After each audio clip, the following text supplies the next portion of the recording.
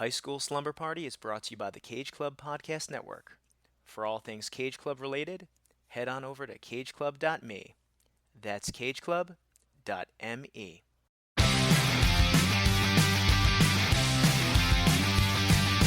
School is out and it's Friday night. I'm all wrapped up and I feel alright. Hello out to Malibu. This is all we wanna do. I'm at the high school, baby, young, young. I'm at the high school, baby, young, young. I'm at the high school, baby, young, young. I'm at the high school. I'm at the high school. I'm at the high school.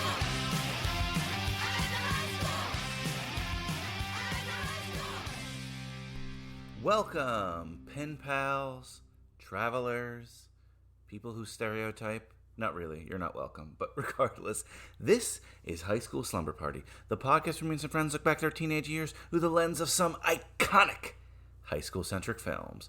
I'm Brian Rodriguez, and the party's at my place this evening, but first, school's still in session, and we have some homework to chat about. This was your assignment, and I would like to see the results. First things first, as always, hit that subscribe button as your homework wherever you're listening. Apple Podcasts, Google Podcasts, Spotify, and Stitcher. And while you're there, please give us a positive review or a 5-star rating. But remember, the best way you could help High School Slumber Party as we close out our junior year is by telling a friend about all the wonderful things that we do here bi-weekly on High School Slumber Party. Help the podcast out. Your other homework, of course, check out cageclub.me, the home of so many other great pop culture podcasts. Last night, I was with the Too Fast, Too Forever crew. Fast and Furious 9 came out. What a blast of a movie. What a fun movie. If you're a fan of that franchise, silliness. Good fun, pure silliness. A lot of questions answered. And if you're a hater, you're probably not going to like it, but just have fun. Just go see it at the movies. Anyway, check out that show there. Got to see a lot of cool people there. Mike Manzi was there. Dan the Duke Hayden. Bunch of other cool folks. So just want to shout out them and thank them for inviting me to the premiere, at least the Too Fast, Too Forever premiere at the Palisades Mall of Fast 9. Okay, of course, your homework for this podcast. Catch up on High School Slumber Party. You could find that at cageclub.me as well, and wherever you're listening. Monday's episode was My Boyfriend's Back. Ryan Stick was nice enough to join us for that. That was a really, really fun episode. Check out the Ryan Stick show, his show. And he mentioned to me, I think it was off air, how much he hates today's movie and your homework today, and that was to watch Eurotrip. The rated version is on Amazon Prime right now. You'd have to rent the unrated version. We talk about both here. My guests today are high school classmates of mine and people I shared this movie with when it came out. That's why they're here. Kyle Reinfried, the Foodie Films man, and my good friend Mike Rivera. And I'm not going to lie, we kind of revert into a little bit of a sophomoric, not even junior year, sophomoric banter. It felt like high school again, so apologies for that. Whoa. The bell doesn't dismiss you. I dismiss you. Jesus, our junior year is coming to a close and you can't remember that? Regardless, yeah. It gets fun. It's really fun. But if we rub some people the wrong way, this is a sophomoric humor movie, so maybe that spills into that. Either way, it is really fun. I don't think you'll be offended. But if you are, feel free to hit me up on social media. Class participation is a huge part of your grade. Facebook, Instagram, and Twitter. Also, you could email me at highschoolslumberparty@gmail.com. That's highschoolslumberparty@gmail.com. So it's about that time, right? Pack your favorite jammies. Tell your mother to sing at Brian's, because we're about to get our party on. Oh, don't forget, the ballots are still open for our junior yearbook. Vote. Go to our Twitter, go to our Facebook, find the ballot, or just hit me up and I'll give you a ballot. We have so many great superlatives, and we're going to drop that special at the end of the month. You know what's one I really like? Best Song. So for class song, here are the nominees this year. Then He Kissed Me from Adventures in Babysitting. Great intro. Elizabeth Shue. Big fan. Send Me an Angel from Rad. Tiny Dancer from Almost Famous. In Your Eyes, classic scene from Say Anything. Stand Out, Eye to Eye, I put both of them together, from a Goofy movie. I Still Believe from The Lost Boys, Sexy Sax Man. Young and Wild and Free, Mac and Devin Go to High School, probably the best part of that movie. Zaz from The Prom. Get Out of My Dreams from License to Drive. And Bratitude from the Bratz movie. You know what? We think we have a Song of the Year, a class song nominee, maybe for our senior year, because the cutoff for our junior year is over. This is a summery movie, so we're counting it as the start of our summer early this year, Euro trip. But the song I'm about to play by Lustra, you know it. It's probably the most memorable thing from this film today. It is Scotty Doesn't Know. Class dismissed.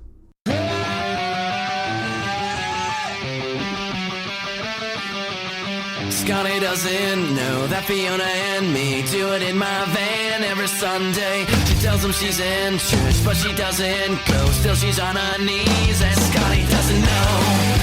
Oh, Scotty doesn't know. So don't tell Scotty. Scotty doesn't know. Scotty doesn't know. Fiona says she's out shopping, but she's under me and I'm not stopping. 'Cause Scotty doesn't know, Scotty doesn't know, Scotty doesn't know, Scotty doesn't know. So don't tell Scotty, Scotty doesn't know. I can't believe he's so trusting, while I'm right behind you thrusting. Fiona's got him on the phone, yeah, she's trying not to moan. It's a three-way call and he knows nothing, nothing. Scotty doesn't know, Scotty doesn't know, Scotty doesn't know. Oh, yeah. She reamed us. For You never heard this? oh my god, Peg. It was Peg, right? No, Margaret. I'm taking that. Oh, her name is Margaret, yes. Yeah. Her name was literally Margaret, and she reamed us for not having any knowledge. Let me bring up that email, actually. I can't even remember what was the movie. That's how bad okay, it was. Outsiders. That's Outsiders. You yeah. recorded an episode. She reviewed it. And she listened to it, and she wrote a scathing email. Yes. It was You bad. Peggy guys- Sue, her name Peggy Sue. Oh, so she's like probably a Coppola fan. was. From January 11th, 2020. So God, yeah, it was bad. we recorded that in 2018. Yeah. She wrote us in 2020. And this is pre-pandemic, so she still had a life. I mean, I don't blame her. Everything she said was warranted. I'm going to read it out loud. Hi, guys. I'm sitting here listening to your podcast, High School Slumber Party number 9, The Outsiders, by Cage Club Podcast Network. I have to say, you guys are really making me laugh. It's funny to hear how young people relate to The Outsiders as a whole, but clearly, y'all should have been watching the film before reviewing it. Just saying. All right, Peggy Sue. At this point in the broadcast, there's still a half hour to go, and you guys are talking about Johnny's letter to Ponyboy, and you think it's weird that Johnny is reading it. Clearly, the fact that Ponyboy isn't reading this out loud has escaped your attention. Well, I mean, we knew that. Yeah, I think we knew that. Yeah. He's thinking about Johnny as he's reading it, and can hear Johnny reading it, which is the reason that we think the audience hears him. Okay. But we knew that. I think we all get what a voiceover is. Yeah. Sorry, Peggy. Think about seeing a meme on Facebook with a famous person's picture. Can't you almost hear them reading it? It's the same thing in that scene. Okay, so she's explaining a voiceover. Oh, thank you, to us. inner voice. Yeah. Like, Now, if maybe- you're wondering why I said young people today, it's because I saw the film in the theater in 1983. I was 13 years old. really cracked the case on that one. Out of context clues, I would have figured that. Jesus Christ. I'll be 51 at the end of June. At that point, I didn't even know it was a book first. I found out afterwards and purchased it immediately. I probably read the book at least a dozen times and have seen the movie, if I had to guess, well over 1,000 times easy. So super fan. Well, anyway, I'm going to finish listening to your podcast. I hope that by now you've watched the film again to see all the stuff you got wrong, LOL. By the way, why did you use clips from the complete novel instead of the plain movie? Yes, it was obvious the version you were using because any serious fan like myself knows the difference between the soundtracks. Because there's different cuts at Coppola. It's a rookie move. Oh. Rookie move. I'm a huge Scott Hall fan, too. Take care. Peggy Sue, writer, artist, crafter. Thank you, Peggy Sue. Oh my god. Yeah, but I love fan mail. Keep emailing high school slumber party. It's rare I actually get it, so thank you for emailing high school Just slumber watch party. out for the razor's edge. And you haven't been on since. But no, it's been life has gotten in the way more. It hasn't been because you were banned after that episode. Yeah, no, I was embarrassed about that. Don't be embarrassed about that. So I just want to say this isn't where I parked my car, guys. You said that first. I had to take it I from knew you. I was gonna, take my thunder. Today we're talking Euro Trip with a familiar voice and maybe a not so familiar voice because as we've alluded to, or actually directly said today, it's been a while. So Kyle, first why don't you introduce yourself and then Mike. Kyle Reinfried, Northern Valley Regional High School at Old Tapan, 05, go Golden Knights. Mike Rivera, I'm going to piggyback on exactly what Kyle said. Same high school, same class. Go Golden Knights. And of course you're piggybacking because you went there, as did I. We are high school classmates together. Very topical today because this movie, Euro Trip, it was in our wheelhouse at the time. 2004, and like you said, we graduated 2005, so I can't wait to talk about this movie. I remember even the first time I saw this movie. But I'll ask you guys first. Kyle, when was the first time you saw Euro Trip? Summer 2004, Westwood Theaters. Alone with your parents? I mean, it had to have been. I remember seeing in theaters, but I don't recall who I saw it with. Maybe alone? No, not at that point. I mean, I wish I did. I watched it alone a lot at my parents' house. This is a frequently paused movie, if you know what I mean. Yes, we all know what you I mean. masturbated a lot. Thanks for clarifying. I couldn't tell you when I first watched it. I don't remember. I think the first time I watched it was the first time you watched it, Mike. So, remember Rosen had like a room in his... David Rosen, who's never been on this podcast, but I think I've talked about him. David? He had a room in his house that was like not a theater, but kind of. I remember we rented it, watched it there. I think you, me, Dow, and Anthony. Anthony? I think so. It might have been Nick. Whatever. No, it was Nick. And Rosen's dad kept like coming in. I think he walked in on like the hot tub scene, and he kept like, "Hey, what's this movie like?" You know. Titties. And I'll never forget that part of it. Sorry, Rosen, calling out your dad. I could have had any high school classmates on this one, but I feel like you guys have some unique European experience as well. My biggest regret is that I didn't do a Euro trip with you guys. I had an opportunity. I was a young professional, not a prostitute. That sounded like a prostitute. That needs to be clarified? I mean, you were a prostitute in a way, not for No, sex. what are you if you don't charge? Anyway. No, I was going to say, you took the money instead of having fun. I did, yes. I was working on reality shows at the time. It was like the second big one I was working on, and I was like asked by the AD to be on his team, so I'm like, I can't miss out on this. And then, of course, that really didn't lead to anything. A lot of people make assumptions about you, Kyle, especially on this podcast network. So, I was there, and it's a normal story to me. I guarantee there's people listening right now. Wait, Brian and Mike went to Europe, and Kyle stayed home for a job to be professional. You know what I mean? It's usually the other way around. Yes. Times have changed. I've digressed. I've de-evolved. Yeah. Well, you can't deny that Europe was once your top priority. I don't think it's really devolving. Yeah. Europe was once my top priority. Like you booked your years based on your European trip. Yeah. I mean, yeah, based on it was predominantly Europe. So yeah, international travel, but yeah, Europe. So at this point, 2004, when this film came out, I don't think any of us had been to Europe at that point. Correct? Yeah. I would start going in college with my family, but the first time I ever went to Europe was to visit our friend Anthony when he was studying abroad in Madrid. That was my sophomore year of college. So I bring it up because Eurotrip is very much this weird thing that's like, not everything I knew about Europe. I love history and stuff like that. But a lot of European stereotypes. You were in like AP Euro, right? Yeah. High school. I love European history, but a lot of things I took from this movie were stereotypes. But this movie is also stereotypes that were very common in the United States at the time. Mike, when was your first trip to Europe? Not with me. No, the first time wasn't with you, but we did go together shortly thereafter.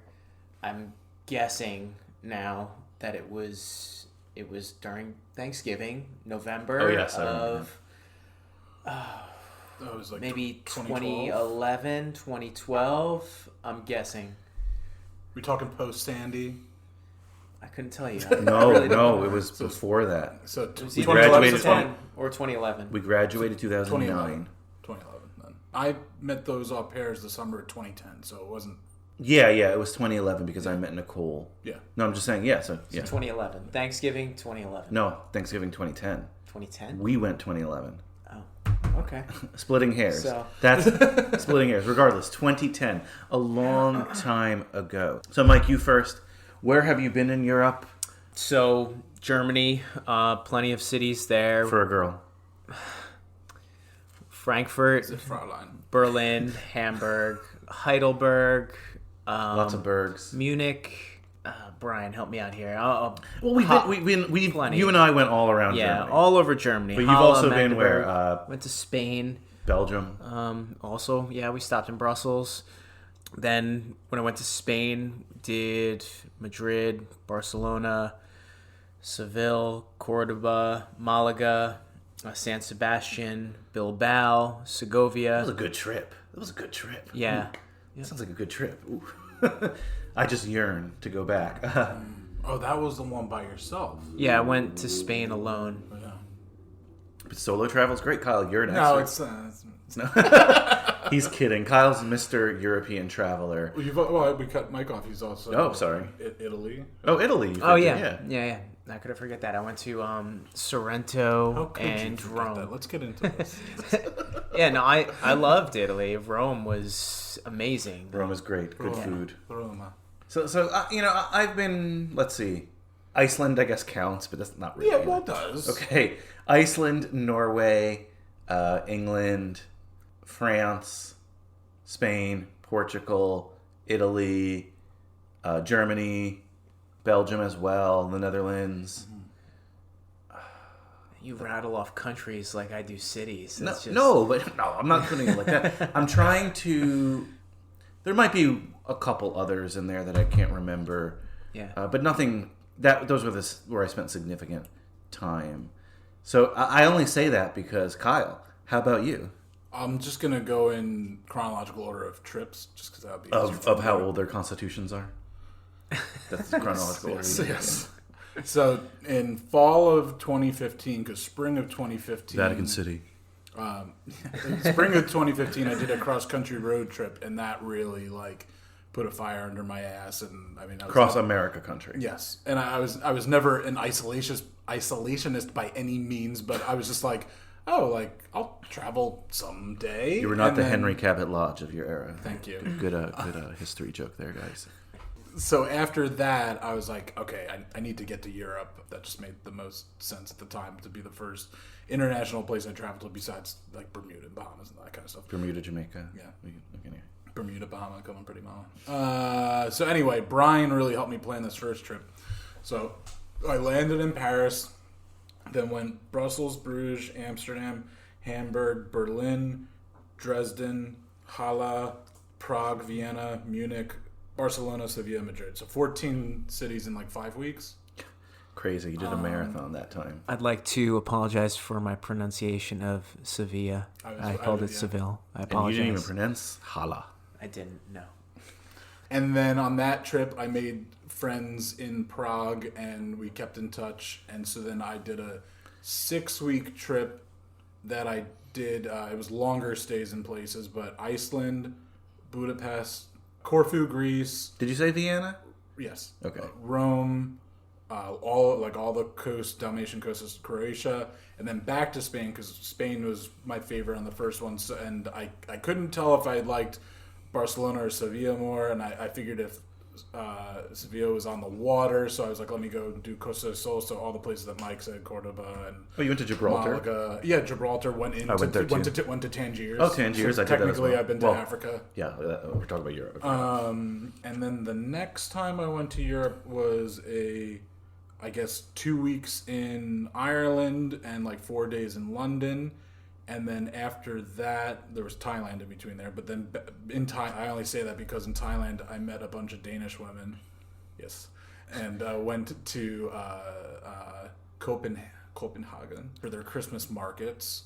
Ooh, the German Christmas market's beautiful, beautiful. And then after that... it was a repeat trip. Did Amsterdam, Munich for Oktoberfest, and then Dublin again. And then the last time I was there was August of 2019, in which I did with my ex. Yes, and so we did San Sebastian, Bilbao just for like the day because we flew out of there to Lisbon and then to Paris. So that was that's all of romantic.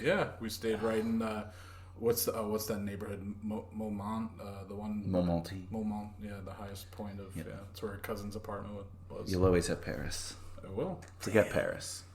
I'm Damn. doing a lot of deep cuts today. That's that's some serious travel. Right Riveting podcasting today, but I only bring it up because we all have varying degrees of European travel experience for different reasons.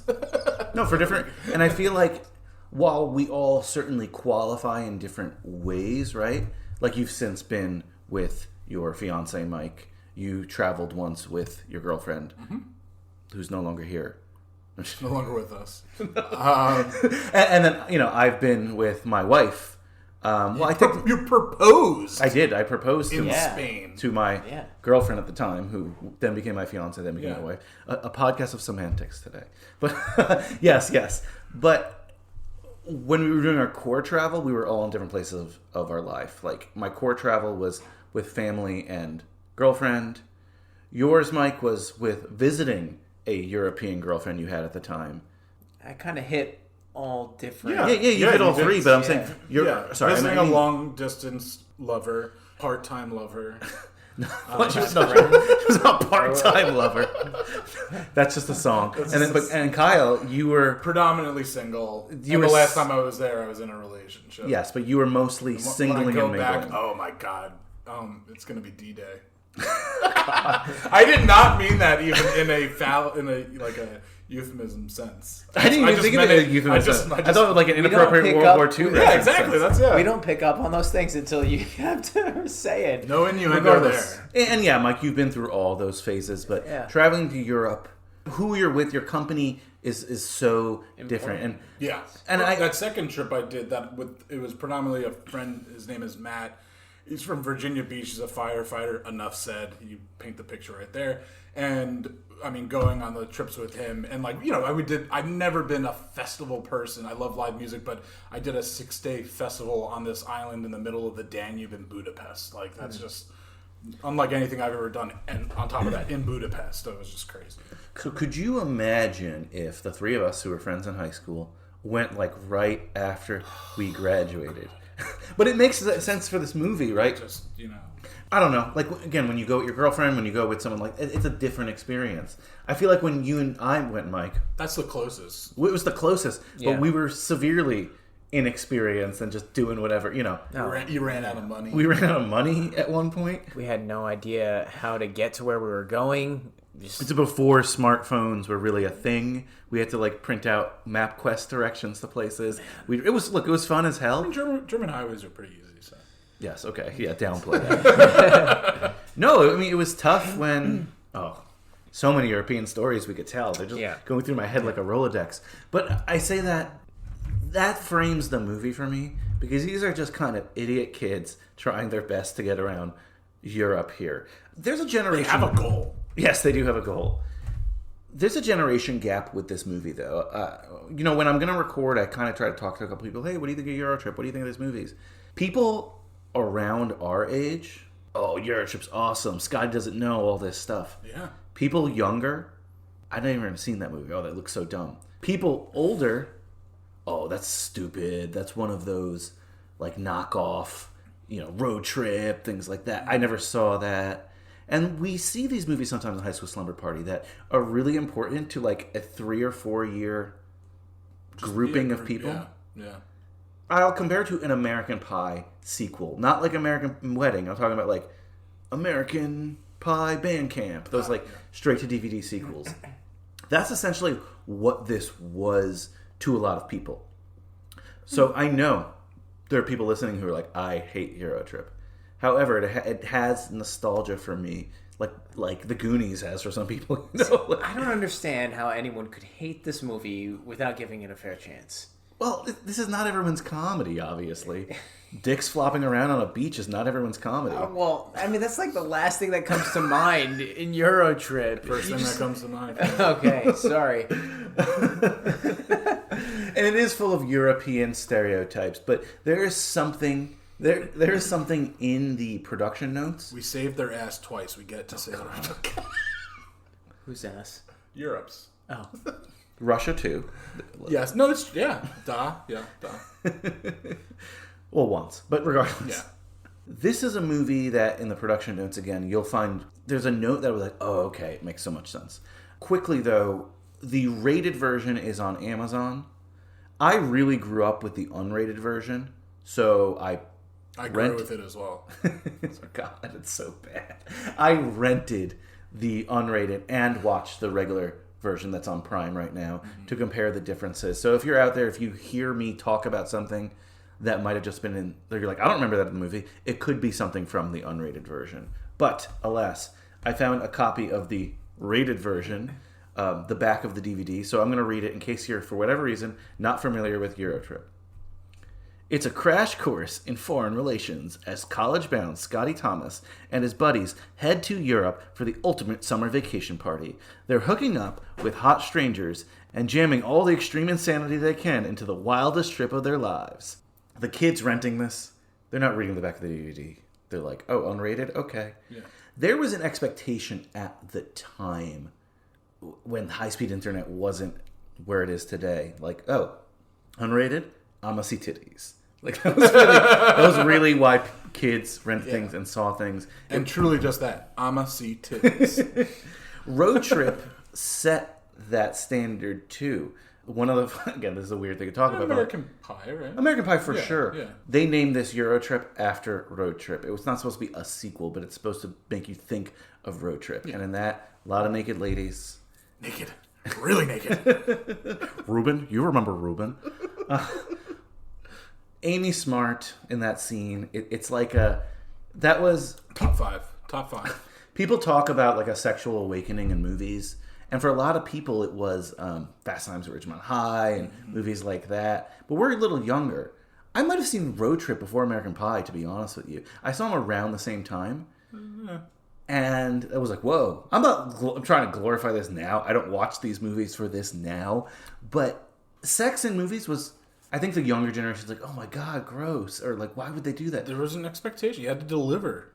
You didn't get that kind of stuff on the internet. You did, but this wasn't dial-up times, but porn isn't like it is today. Yeah. You couldn't go on your phone and literally watch hardcore pornography in, what, less than a second? You could get that on your phone? That is not, no, don't dial. But that is not... And I'm not saying, oh yay, hardcore pornography. I don't mean it like that, but you would go to the movies or rent a movie. Get your rocks off, yeah. So there was an expectation here. It's going to play a part of what we're talking about today. An R-rated teen movie, and especially then unrated, meant, again, like, you're going to see tits. The strategy was that they would release these movies like Road Trip, like American Pie, that had R ratings in the theater, and they would try to get, like, people excited about it, like, oh, you want the R rating? You like the R rating? Yeah. We'll go to Blockbuster when it comes out because we have an unrated edition. Always have like the red stamp, like unrated. So that was the production studio's marketing scheme to try and get like these kids to want to get the unrated version. Yes, exactly. Go to the theaters or actually get the DVD. Yeah, I saw Euro Trip, but did you see the unrated, man? Road Trip had the best DVD cover that, like, they have a map covering, like, their naked bodies. Oh, my God, I still... This unrated DVD is like Michelle Trottenberg taking her her top off, which doesn't really happen in the movie. Doesn't happen in the movie and would still be my, no offense, my least... Oh, I like her, but... I like her too. I do want to get into the behind the scenes of this movie because I think there's... I'm very fascinated by them. So this is directed by a guy named Jeff Schaffer. However, that's only like a DGA director thing. This is written by Alec Berg, Jeff Schaefer, and David Mandel. And they all directed. They all say, this was our movie. We all sat behind the camera. We all directed this as a team. The Directors Guild of America usually says you can't do that unless you're an official director tandem or a brother team or something like that. So Jeff Schaefer was the one who took the official credit. So all three of these guys, they met. They were young writers on Seinfeld, young sitcom writers who all became friends. But they were actually friends before that, sorry. They went to Harvard together and kind of got that job together and wanted to branch off into movies and other shows. Jeff Schaefer is mostly known now as the creator of The League, which is awesome. Alec Berg, in addition to the Seinfeld, he's a producer on Barry and Silicon Valley and shows like that. Mm-hmm. Very successful things. David Mandel, I'm sorry if I'm saying your name wrong. He was a showrunner for Veep. So these are all like award-winning comedies that they would do later. So anyone who wants to shit on the comedy writing in this, these guys, maybe they matured, I don't know, but all three award-winning comedies. I wonder if they did, so they went to Harvard together. Mm-hmm. I wonder if they did a trip to Europe together. Maybe, or took from their own experience. I don't know, because a lot of this, again, feels like it's, as a kid, things I thought about Europe just put on screen. Now, this is what I was saying, like, this justifies a lot of the movie to me. Their original working title and what it was purchased under was called Ugly Americans. And at the time, that's what Europeans would call, like, young American tourists who would go there and just get shit-faced. Stimulate their economy, sorry. Kyle. No. Really spiteful of that. No, but, go there and just do shitty things in the Vatican Museum or not give a fuck about this, not tip, you know what I mean? Well, you saying that, they do make them all very stereotypically American. Yeah. Just he's in the restaurant with his backwards hat, being really loud. They didn't have a true bro-y guy. Like, Coop is, like, the closest to, like, what, I think he could have been played more bro-y, but, like, I think the actor, like, went in kind of a different direction there. More than me and Mike. You've done the Hostel thing, Kyle. You've been around. You've worn a Hawaiian shirt on Hostel tours and... Well, whenever I fly, I wear a Hawaiian shirt because it just shows you I'm ready. He's not lying, guys. I'm not. I know you're not, but I think people are, he's kidding, huh? No, you're not kidding. I like to party. I'll ask you this quick question. I just want you to answer quickly. All right. Would Mike and I, and maybe some of our other friends, like who've been on the podcast, Dan, Kim, Chris, Carol... It'd be a different kind of trip. I'm not saying that. Okay. If they were a fly on the wall and saw your hostile behavior... Oh, the eyes would be rolling. Yeah, you truly ham it up in Europe, don't you? Yes, you'd just be like, there's some pork? What's going on right now? Honey glaze, Virginia. So I'm not saying you're an ugly American because you do respect the tourism. That's one thing about you. You will party hard, but you will go to all the museums. You'll see all the sites. You were so impressed by like my first 24 hours in Paris. Not even 24 hours. Like my first I landed in Paris and I made it my bitch. Yeah, right. You did all the sites and partied all night and didn't sleep. Yeah. Yeah. I mean, I really didn't sleep much on like the flight over because I was just like excited. I think you guys dropped me off at the airport. Yes. Really? Yeah. Yes, because we went to that oyster place. Yeah, Brooklyn Oyster. Brooklyn Crab. Crab. The Ugly Americans title, I actually like that because it also makes fun of the travelers as well as the Europeans there. In that version, we're seeing it almost from the perception of them too. But they decided, since Road Trip was so successful, what? How many years before that? Well, it was 2001. 2000, like I said. So 4 years. 4 years, yeah. Yeah, so they're like, hey, let's market that. So it'll always be tied to like a cheap Road Trip knockoff when really it was supposed to be its own thing. Now, filming locations. Not sure if you guys noticed this on your latest watch, but they filmed 90% of the movie in Prague. 95%. Most of the exteriors are green screens. You could really tell when they're in London. And the Vatican. And the Vatican, yes. So Prague, you've been to Prague. It's beautiful, right? Praha. Yes, thank you. Prague often stands in for European cities. I think they usually film a lot of movies there that want to be in other cities, but this is like, you need to see the sights. So they'll have a Prague street and they'll have the Eiffel Tower in the background. Yeah, I mean, it's a city and and a country that just really has good tax breaks and stuff, good tax incentives and stuff like that. So. And there'd be places where the entire street was green screened, like they would just do it in a studio. It's a lot of work for 2004 or 2003 when they were probably making One, cheaper, obviously, but two, Kyle, you're right, it is a lot of work. We can relate to this now. They were actually shooting this during the SARS outbreak, and travel was very limited. Not even compared to how limited it was during coronavirus, but they're like, hey, we pretty much got to do everything here, so let's do it. It doesn't matter, though. It's not like actually a Fromer's guide here. Like, I think it's fine. I think it serves its purpose. Yeah, I mean, I watch it. That doesn't take me. I've been to every place in this movie except for, I guess, Bratislava. Except for Bratislava, and then that little beach. Is that beach town a real place? I don't know. Actually, I'm no. gonna look it up. I wrote it down before. That was a question of mine, so I'll look that up in the meantime.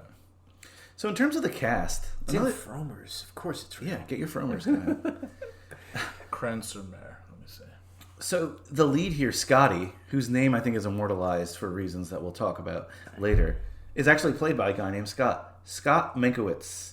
I looked up his IMDb. I hadn't really seen him in much. Had you guys seen him in anything else besides this? No. Not to my Right? Yeah. Now, Jacob Pitts, I thought I hadn't seen him anywhere, too. He plays Cooper, who I think is like the standout character here. But you said he was in Justified, right? Or one of those shows? Yes, I Is it just Justified? rewatched Justified recently, and it's not a. I mean, he's one of the top, I don't know, 5 leads of the show or whatever. But it wasn't a big show for him. Like, he would have a few episodes that had a little arc for him, but it was predominantly Timothy Oliphant or Mike.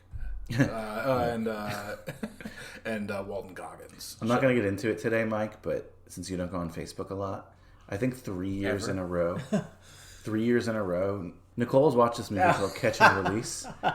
And I don't know why, and I'm always like, oh my God, this guy looks like Mike. And it's always one of my most commented on and liked Facebook posts.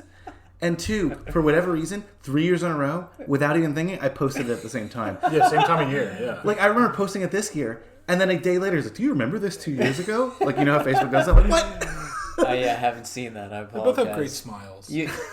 You made me watch that, right? It's I told you to watch it, probably. And Kyle is Kevin Smith. Yep. Oh, Chris made that photo. I'll post it on High School Slumber Party social media. I told Chris to make a photo of, who was it? You were, obviously, me, Timothy Oliphant. You, Kyle, were Kevin Smith. And Rosen, right? Oh, Rosen was the other guy. We'll show you that. Just posted it on Facebook. Like, again, a couple of months ago. But you bring up Timothy Oliphant. Some people say you're Tom Cruise. Some people say you're Rob Lowe. So just wanted to say one thing about Jacob Pitts. At the party scene, which we'll talk about, Yeah. the directors had real beer in the kegs. Amazing. And he got trashed. So he's doing most of the scenes completely trashed. Which, okay, that's a choice. You mentioned her before. Michelle Trachtenberg is Jenny, Harriet the Spy herself. Buffy, Pete and Pete. This was one of those movies where, like, oh, I was a kid star. It was a vehicle. It was a... Yeah, like, let me kind of be sexy in it. But I like her. I'm a big fan of her. Oh, she's great in this. And the other lead here is Jamie, played by Travis Wester. He has a small role for like 2 episodes maybe in Justified. Really? Maybe Yeah. they're friends But still. yeah. We get a lot of cameos here. I'm not going to go through all the cameos now because then we'll just be going through all the scenes, you know. So we'll touch on some of the cameos here or there. The other person I was going to mention is Jessica Boers. She plays Mika. Almost all German credits, like German TV shows and stuff. Kyle, you have a face now. Oh, you were a fan? Yes. Oh goodness, yes. That's just everything you want from Germany. So, like I said, we'll get into more of these cameos as we talk about scenes. When I told somebody I was doing this movie, they're like, "That's not a high school movie. They just graduate. It's before college. We get one college scene. It qualifies. It's the summer. We're kicking off our summer with this. It's allowed, okay?" And again, that's where we begin, right? This high school graduation. I love just everything that's happening in this opening scene. The fact that you have this Dysfunctional family, a guy who has a girlfriend in high school who assumes that that's going to continue. I mean, I had a girlfriend on graduation. It's tough. It's hard for a relationship to continue into college. Road Trip is about the same thing, right? But this Yeah. ends right at that moment. And I have to say, okay, one of the big selling points at the time was the fact that She was on Smallville. Kristen Kreuk was in this movie as Fiona. Like you said, Kyle, yes, she was from Smallville. Smallville was blowing up at the time. It was huge. Dow, our good friend Dow, had such a crush on this girl. Yeah. Somebody save me. That was Dow singing to her. Yeah. And the way she breaks up with him, I just think this is hilarious. Like, she's like, you know, I'm sick of us cheating on each other. He's like, I'm not cheating on you. He's like, The brothers filming. the brother, yeah, the little shit. Little Classic high thick school, ginger. classic high school trope, like annoying younger brother. Yeah. The plot really, really kicks in at the party, but before that, he's got this German pen pal who he thinks is Mike, and there's this dorky picture of like some dorky German guy and this hot girl, and he thinks he's talking to Mike, and I think it's Cooper who's like, oh, he probably, wants to sleep with you. And it did remind me of those earlier days of the internet where you didn't know who you were talking to. Yeah. All the men wanted to sleep with you. They still do, Kyle. But of course, the inciting incident here is that he emails his German pen pal, who he really likes, but he's like, oh my god. Because he gets drunk at the party. He gets drunk at the party and eventually emails German pen pal who's like, what did he say? Like, oh, don't touch my genitals, whatever, something like that. Yeah, you sick fuck. Yeah, you sick fuck. Whatever, yeah. Which he thinks it's a guy, it's a girl. That's what Eurotrip's about. Whatever. Let's talk about this party. Yes, it's a wild party, but there are two things here that I know you guys want to talk about. Let's start with the less raunchy.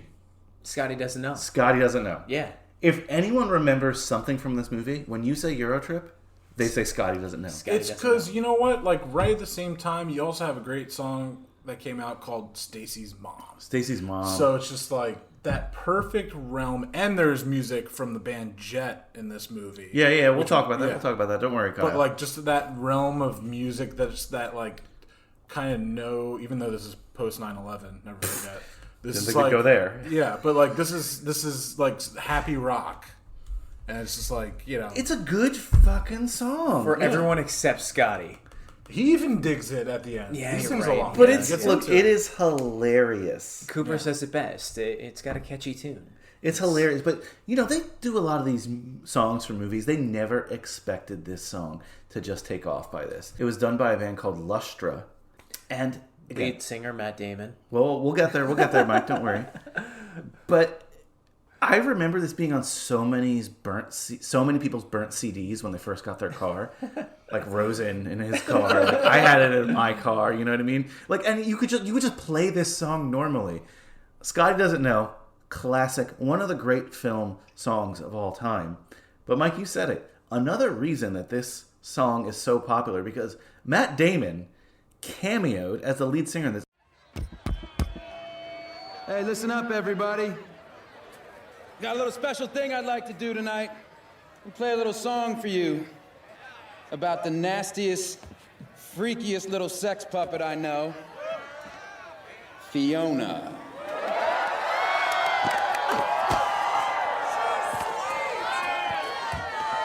This one's for you, baby. Happy anniversary.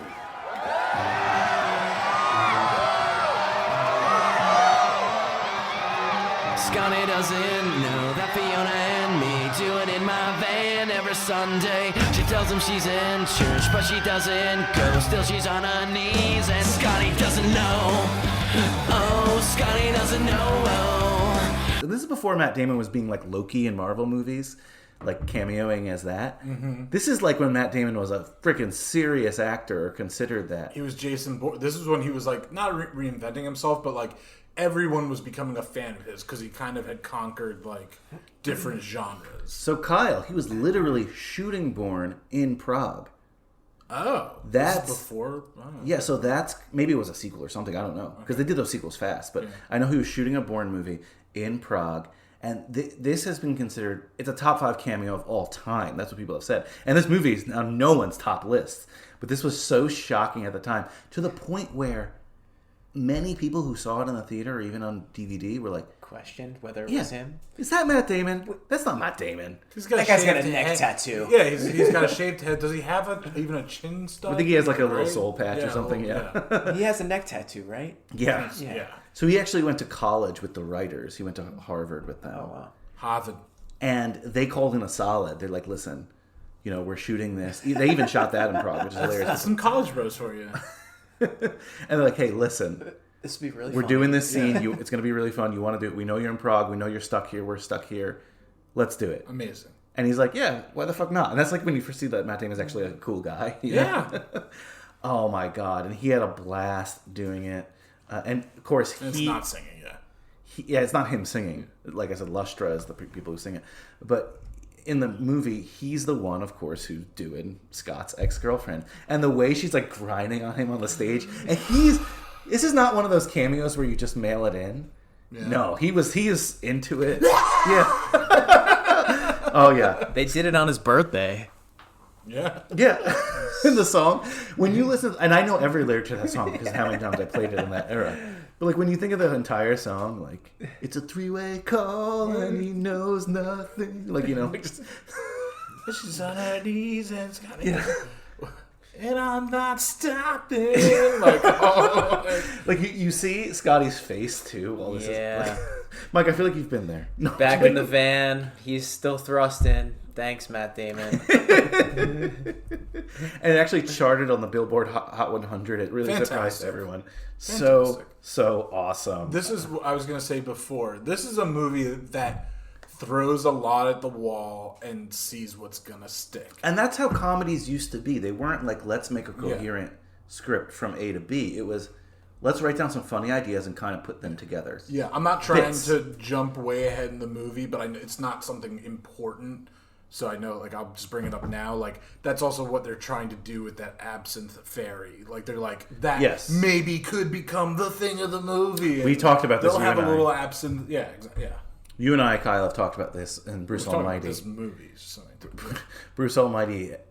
I like that movie. I'm sure you like the movie. good. Whatever. Yeah. But it's good. It's good. Yeah. Bruce Almighty threw in a bunch of those catchphrases. Because one other thing, guys.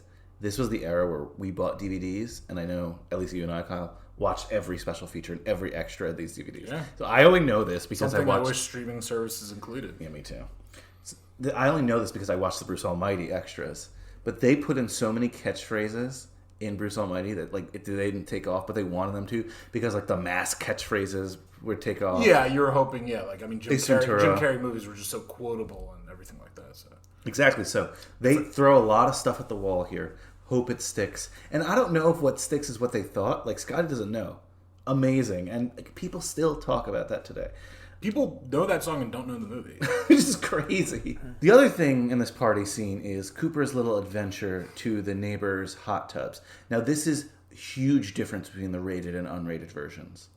In the rated version, again, this is so of the era. Again, you want the titties. This is where you see them. In the rated version, he shows up and there's some girls in a hot tub in bikinis. In the unrated version, they're already topless, and there's multiple of them. Should have sprung that $3.99, Kyle, huh? I have it on DVD at my parents'. A little nostalgia. I'll go back, watch Yeah, it. just do the whole process there.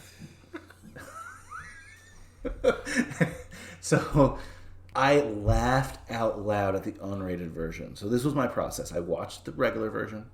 And like I said, in that, she has a bikini top, the girl in the hot tub. She takes it off, and she's like, oh, you have something on you. And she, there's nipple rubbing. You see some boobs. What is that?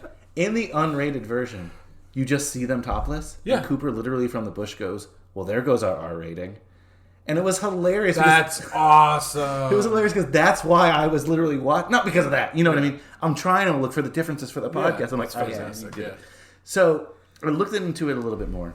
They purposely shot a bunch more nakedness, especially in this scene, purposely for the DVD.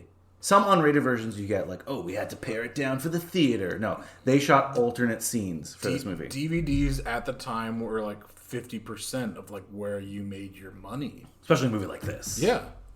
I mean, that's smart on the production end of things, right? Yeah, It's Kyle liked it. You can just piecemeal these scenes in or out, depending on whether you're going to put it in theater or whether you want exactly. a different rating. I think it's progressive. It's just showing a couple of young ladies really comfortable with their bodies, just hanging out.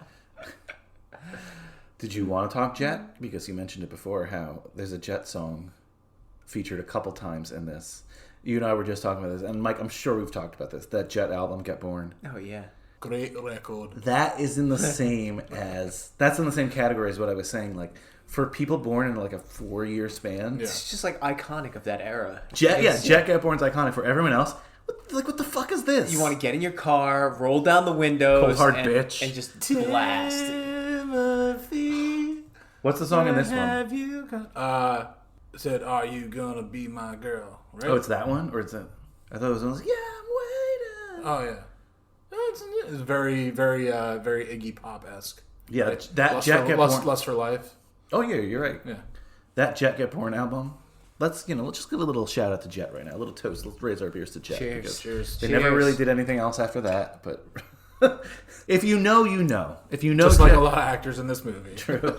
Everybody's come across a cold hard bitch. You can guarantee that at least once in your life. If you know, you know. That's all I'm gonna say. Cold hard bitch. Something I wrote down that I thought was funny is like this town teaches a lot of German, not successfully, clearly. Is it the Midwest? Oh, it's in Ohio. It's in Ohio, so Ohio, maybe yeah, right. yeah, Like Spanish was really the language they taught a lot in our schools, but Yeah, well, Italian. hey, both of you have some, Puerto Rican, Dominican, so understandably. Understandably, but it wasn't because of that. It was, Midwest. No, I'm kidding.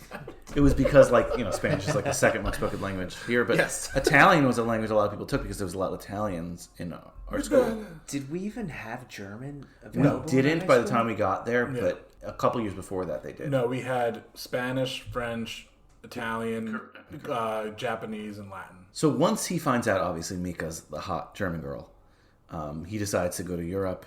Yeah, she blocked him, so he can't email her. He decides to go to Europe, professes love. Whatever. Cooper's going to go with him. We just need to get them to Europe. One of the relics here was something that was active when this movie was made, but I don't think you could do anymore. Is that courier thing? Oh, I looked into that when I started traveling. Europe probably ruined it, where it's like you could get a cheap flight to Europe if you agreed to carry a package. Oh, okay.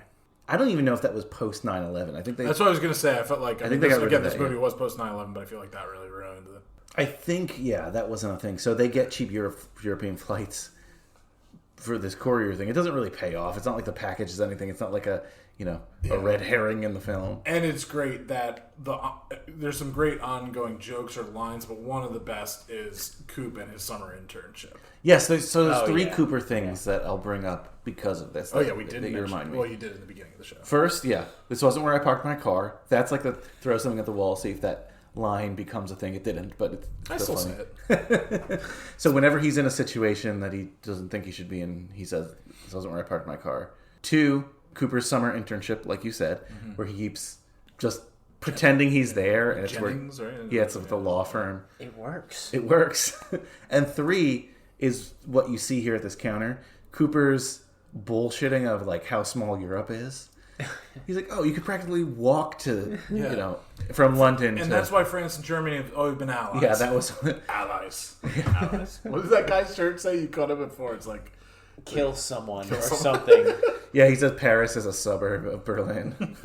Long story short, they have to fly to London first because that's just where they get the cheap tickets. Lufthansa. I don't know if you guys noticed the Lufthansa flight. Very accurate Lufthansa. Oh, they flew Lufthansa in that? Yeah. I flew that. As they're traveling Europe, I want to get into this now.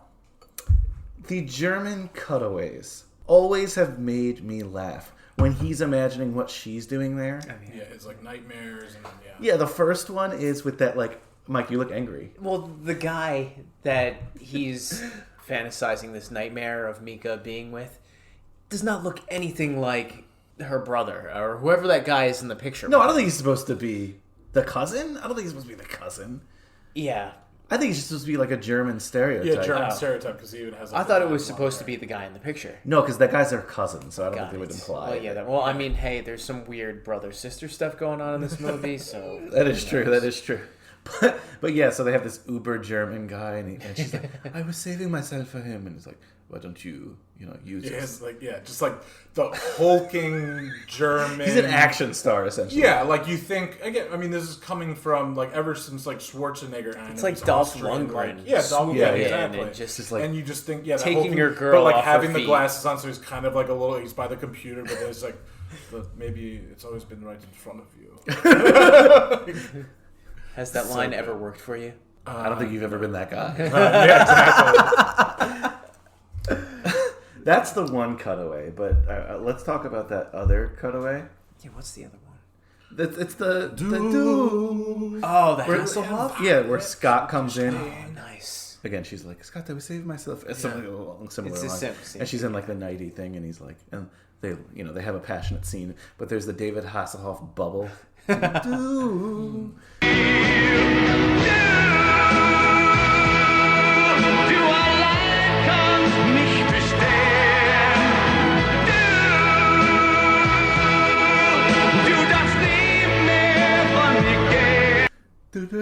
don't know. I'm not speaking German. But that to me, again, American stereotypes. When we don't need to talk about the au pairs now. That'll take us forever. But when we met those German au pairs here, I brought David Hasselhoff up. I would bring things like that up because that's what we knew of Germany. Yeah. Better than bringing WW2. That was America's ambassador. Yeah. He's not that popular in Germany. I don't know why you Americans think David Hasselhoff is so popular in Germany. It was also great because in that au pair group, they were kind of like all from like all different regions, had different like accents, and even. We'll tell the au pair story on another podcast another day. We might get into some of it. First is There's London. the rated and unrated version. You and I have been to London, Kyle. They don't really do much in London. The big thing in London is the Vinnie Jones, Yeah, Vinnie Jones, the soccer hooligan bar. That's another thing at the time. Soccer hooligans were like big in the media. My baby takes the morning train. Yes, classic. Asked for the Manchester United song. They sang that. I even at the time never understood it. They're Manchester United fans in London. Yeah. Let's say they moved there from Manchester. I'm not even saying that. Yeah. But they get drunk. They wake up. They're on a bus. One of those, again, cliche double-decker London buses. Buses, yeah. To Paris. And they say that Manchester United is playing France. Mm-hmm. Just Manchester United is like a club team. Yeah. It's not a country. And they're just playing in France. And they randomly get there's a guy in like the French jersey. Right. Let's beat him up.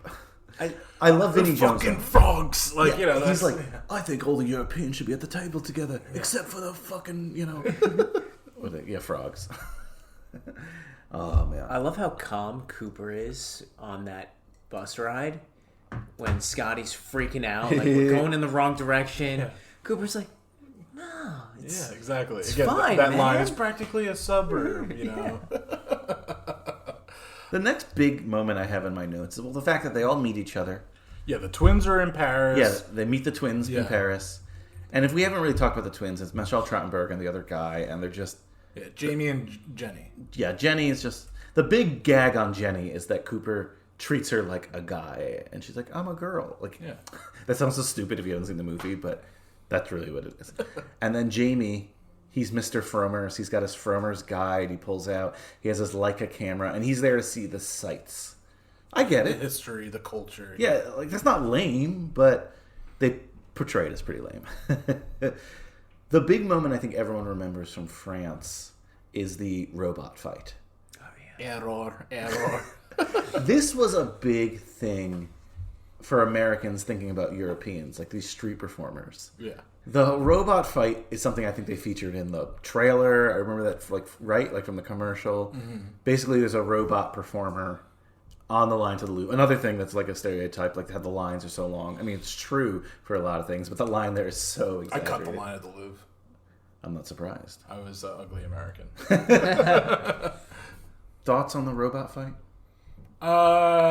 It's funny, but I don't know. They really don't do much else in Paris. They don't do much else in any city. That's what's funny about this movie. It's not like a sightseeing thing because they all shot in Prague. Yeah, that's true. Yeah, I mean, like the most. Yeah, but I'm just saying, okay, that is like a stereotype. The street performers or whatever, and they are like in the line at the Louvre. But at least once they get to Amsterdam and like the true. much more like of the culture stereotypes or just of the sights to see or experiences to have, meaning pot brownies and the red light district and that kind of stuff. We'll get there. Yeah, but we do not sell hush brownies. We'll get there. Jeez, there's a structure to this. But we are still in Paris because there's one thing I do want to mention about Paris. There is almost a forgotten foodie scene. There is a foodie scene. They go to that restaurant, right? They eat and they plan their trip. Yep. In the unrated version, it's much longer. Oh, okay. Do they skip their tab in this version or no? It's purely they're just discussing For the map, right? Yeah, for the map, which is great. That's something I wrote down. I love. Yeah, that food map is great. Yeah. I love that image. However, in the extended edition and in a deleted scene, it's a much bigger scene, and there's like a snotty French waiter. Mm-hmm. It's actually a long sequence, especially the deleted scene. They skip out on the bill because they can't pay it.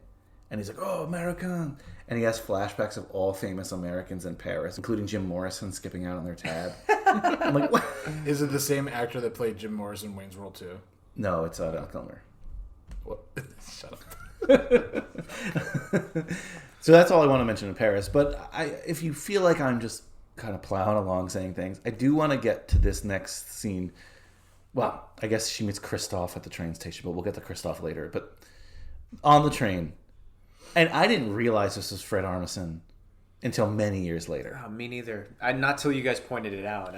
See, like the first time because he kind of joined SNL right around then. A little bit after. Yeah. This is one of his first roles. I just remember seeing him on SNL and being like, that's the guy, that's the train guy. You know when I recognized that he might be the train guy? Anchorman, when he's like the Spanish club owner. Yeah. Mr. Burgundy. You eat the gato. Yeah. But yes, Fred Armisen is the Italian Miscusi guy. I love this scene. It's hilarious. Just playing hot stuff. This is just a greasy, like, horny Italian. So he goes into That's what they're playing it as. Yeah, so I got a good fact for that. They go into this cabin, and they're in a train cabin, and Fred Armisen, as this Italian guy with this mustache, goes in, and every time there's a tunnel, he starts touching one of the guys a little bit more. Yeah, maybe just on the thigh first, then like a massage, and just like getting really into it, like he's making some This pasta. scene is comedy gold. What the hell are you doing? Mi scusi. Oh, no! Mi scusi. What? Big tunnel. Who's touching me? Scotty, is that you? Who's that? Who's touching me? Scotty!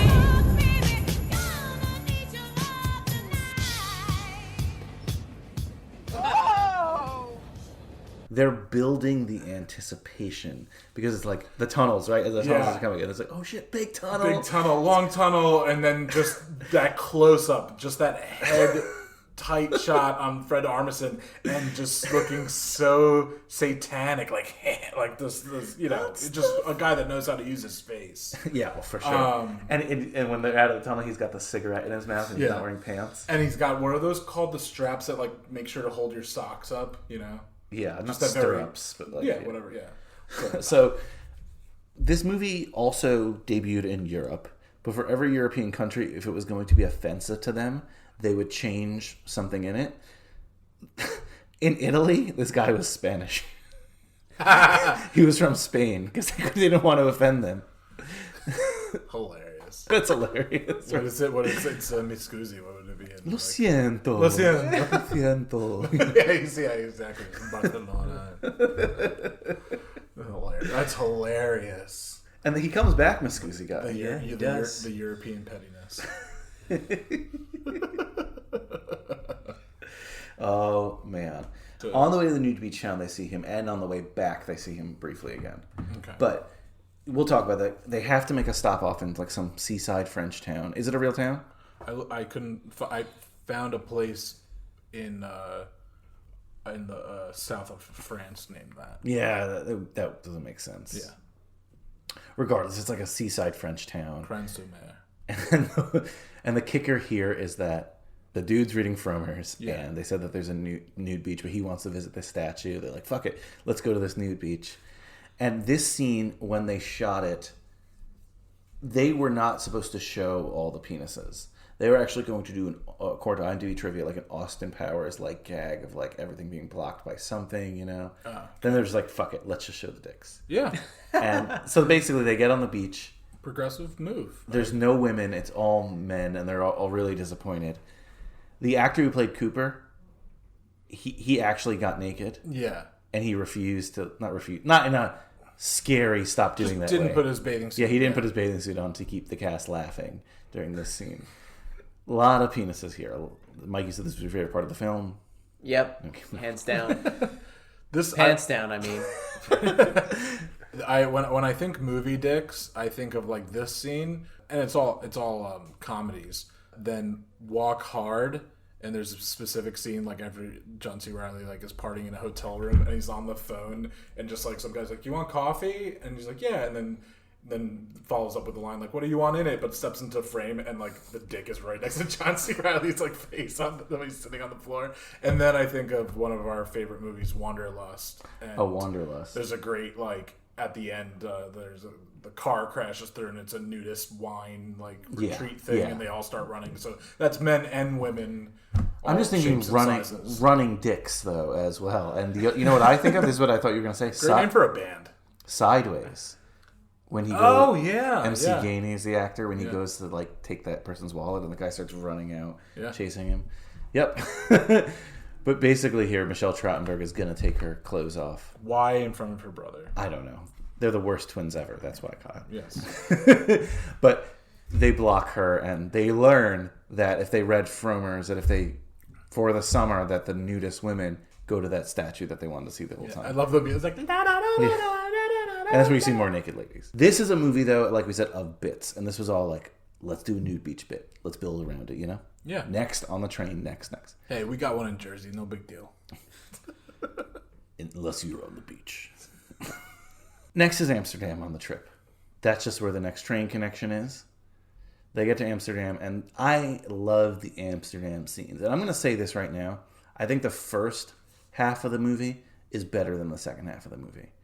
I think the two last cities are a little bit weak in my mind in terms of laugh. I think they go too much into the slapstick vein.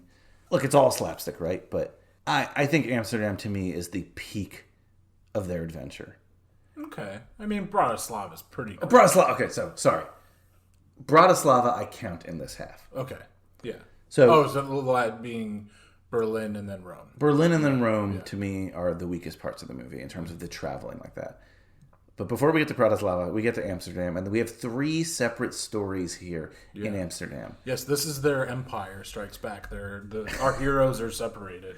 I have to say, though, their original idea that was not approved is one of the most fucked up ideas I ever heard. Oh, boy. So Club Vondersex is actually either a reshoot or something that they later put in.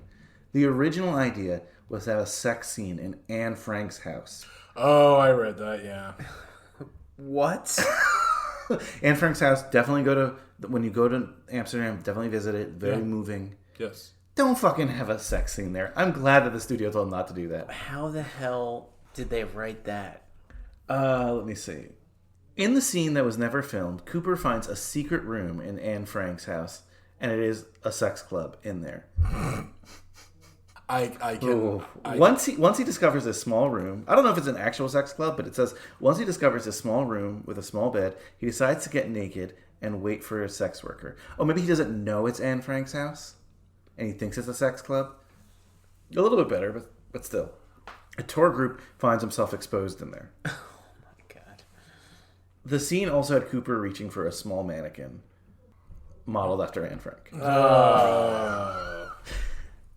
Yeah. Producers of Eurotrip, writers of Eurotrip, if you die and go to hell, That's just why? thinking That's of this why? scene, That's why. that's a fucked up scene.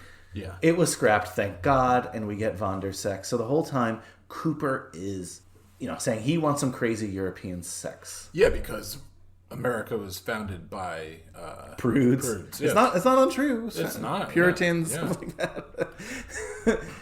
People wanted religious freedom, and the religious freedom they wanted was a more conservative religion than what they came from. Exactly.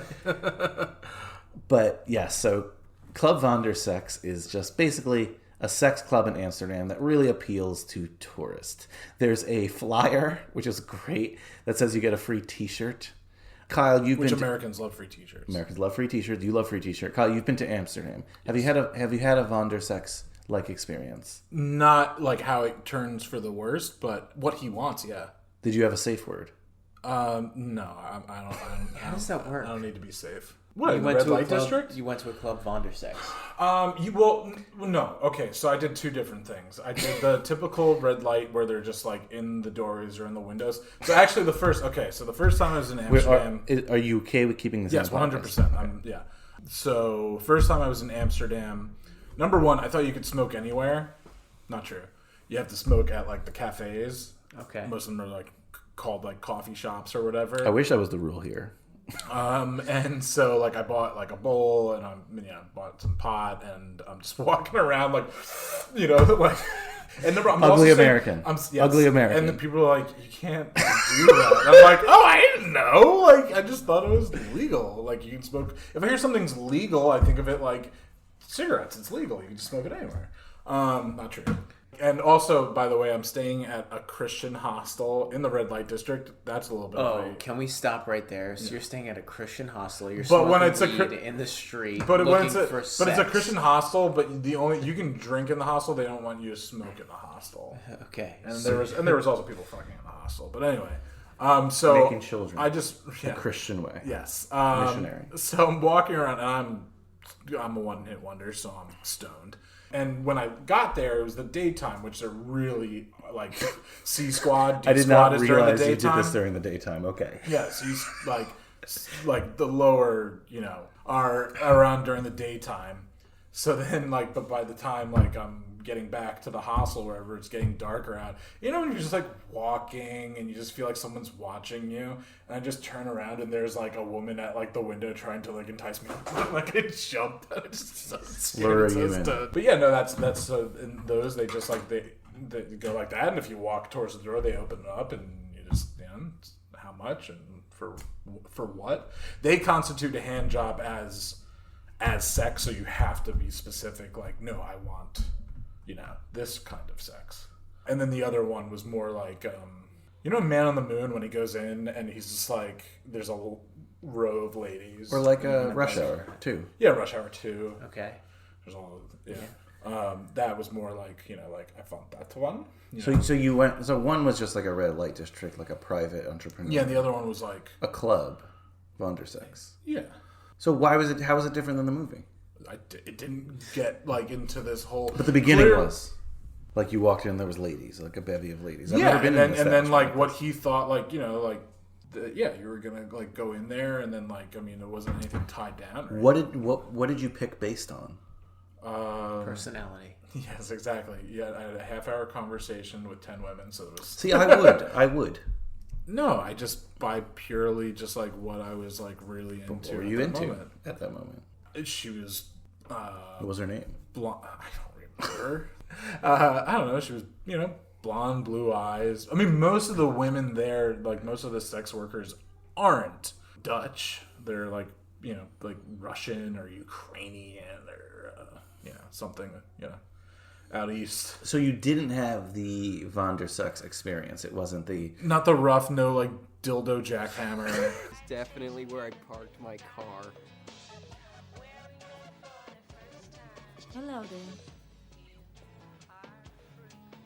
Welcome to Club Vondersex, Amsterdam's most erotic club, where your every fantasy will be fulfilled. Also says I get a free t-shirt with flyer. He is American. How sad for you to grow up in a country that was founded by prudes. A country overrun with crime and illiteracy. A country where a man is forced to make sex to only one woman at a time, and one must learn the woman's name beforehand. It was horrible. I know. But you can come with me. And let the Vondersex begin. If at any time the ecstasy gets too great, you just use the safe word. Until we hear the safe word, we will not stop. Yeah, right. Stop. All right. We're going to start slowly, teasing you with a little light erotic foreplay. Whee! Oh, yes, ladies. On, Vondersex! No. That's hilarious because like he's going and he's thinking he's just gonna have a Like good the time. trident dildo jackhammer. I love how she. By the way, Not on that I keep saying she. It's Lucy Lawless plays. Yes. Also, yes. madame. I was so fucking pissed off as a teen that I didn't get to see Cena's naked? tits. But then Spartacus happened. Thank you, creators of Spartacus. That I eventually Oh, she's got to naked see. in that? Yes. Lucy Lawless, amazing cameo here, great cameo. But she goes up to Cooper and she's like, "Oh, you're American," because he asked for the T-shirts. And she feeds into everything. He says like, "Oh, you're from a repressed culture. Yeah. We're gonna do something nice for you, whatever." They give him the safe word, and it's like he doesn't see it yet, right? No. Yeah. He's like, I'm not gonna need this. And he puts it in his pocket. Then when shit starts, Yeah, they strap him in on a table, and things get crazy. I bring it up too because the guys are named Hans and Gruber, which the producers did admit it's an allusion to Die Hard. but yeah, it's like a crazy long like. Yeah, so he has a safe word, and it's like a long all the European letters we don't understand, like the O with the two dots over it, that double S thing, the F. Umlaut. Yeah. And when he says a word, they're like, or whatever it is. Yeah. Are you sure? Yeah. Okay. And it's like, that's the chainsaw machine. But that's great. The two other stories quickly are the Ash Brownie part. Jenny and Scotty go off just to get high and try to find a cafe. Mm-hmm. And they go to this cafe. They're playing reggae music. They order some brownies. And they think they're getting high. But turns out there's no ash in the brownies. Yeah. Which I always found that scene hilarious, too. Because the stuff he's saying, like, the girls never came. Yeah, and that definitely plays towards the ugly American part. Yeah, like, oh, I'm gonna get high here. I remember going to Amsterdam and great city, by the way. Besides, beautiful city. Yeah. I think it gets a bad reputation because of that. I think a lot of people who just aren't into having sex with prostitutes and getting really really high are like, oh, it's like a dirty Las Vegas thing. No, it's a beautiful city. Fantastic seafood. I love the meats are good. The herring stands. Indonesian food is really good there. Yeah. A lot of great food there. Huge Indonesian population. But I'd be walking around just doing my own thing, and you'd see this 19-year-old high out of his mind, just walking like a zombie, and you're like, that's what it comes from, Yeah. And a lot of it is playing into it too, like what these guys are doing. Like, you want to fucking get a crazy time in Amsterdam if you're someone like that. So I think the scene is funny, especially the guy at the end, like, it's not ash brownies. These are not ash brownies. Also, too, put your pets back on, white boy. They were being stereotypical, assuming the Jamaican person just didn't have a regular bakery shop. Yeah. And then the third thing here is Jamie getting his camera, his Leica repaired on that. You like that? Unrated version. Do we see anything? No. It's just she's very much more fellating him in the unrated version. Like, you don't see that, but like... We'll not see that. This is kids. Fair. There's suction sounds. Or no, what was the other one with... with her, yeah. Yeah, sorry, that's more... There's suction sounds. Brown bunny. There's suction sounds. And you like this guy. You like the guy who robs him at the Dietrich Bader, right? Dietrich Bader from Drew Carey Show. Yeah. He's so good. Oh my god, yeah. He's just doing yeah. It's weird because he has a European name. This is the great this is moments that I love in filmmaking. He got flown out to Prague. I guess so. Amazing for that's not a day. No, a day shoot is probably inside there and then outside is a day shoot. When I first saw this movie, I assumed, and for years I assumed that she set him up, that this was that says a lot about you, I guess. But watching it today, I'm like, oh wait, she did set him up because she's still doing it while they're, maybe she got a cut, but she was playing along well. Yeah, so the pretty girl at the photography stand we're talking about. Yeah, I love again when they all meet to get to hitchhike to Berlin, and Cooper's walking a little askew, Oh, and also with the Von der Sex t-shirt, which is a classic t-shirt. Yes, and I love something that Scotty says a couple times in the movie. He's like, I'm never drinking again. Yeah, which that's we his can line. all Yes. relate to. We can all relate to that for sure. Kyle, do you have the Vondersex t-shirt? No, and that would be a prized possession. I know Brian wants one really bad. So. You should wait. Like You got to earn one. no, thank you. If you were to go out wearing that, and a girl says like, "Hi, oh my God, Club Vondersex," that's like you have an instant connection where you could like build something. Oh, you like Eurotrip too? Does Vondersex mean like wonderful sex? I imagine, right? Like it's so. I'm guessing. It's like that, like multiple colors, like the whatever that's. It's a called. great Wonderful sex. Vondersex. Wunderbar. So, Vonda. So if Amsterdam isn't the peak of the movie to me, maybe it is Bratislava. It's that truck driver who they hitchhike with. I speak bad German. Yeah, That must be the most beautiful city they visit. What, Bratislava? Oh, I think you were serious. I'm sure it is. I'm sure it is. But in this movie, they depict Eastern Europe as just like post-Soviet nightmare, you know? Yeah, which I don't know. I didn't visit it at the time. There's slums in every city. I know, but I mean, like I live in Jersey City now. I know, like 15 years ago, no one really wanted to live here. You know. Fair. I don't It's a know. movie about stereotypes. Yeah, exactly. They're feeding But I'm just into saying, like, the- it's only when did the Berlin Wall come down? 89. Yeah, it's only 20 years after. In 2000, 15 years later. Oh, 15, sorry. No. I don't know. Bratislava, I've heard it's a beautiful city, regardless. It is like it actually is. Well, yeah, because, I mean...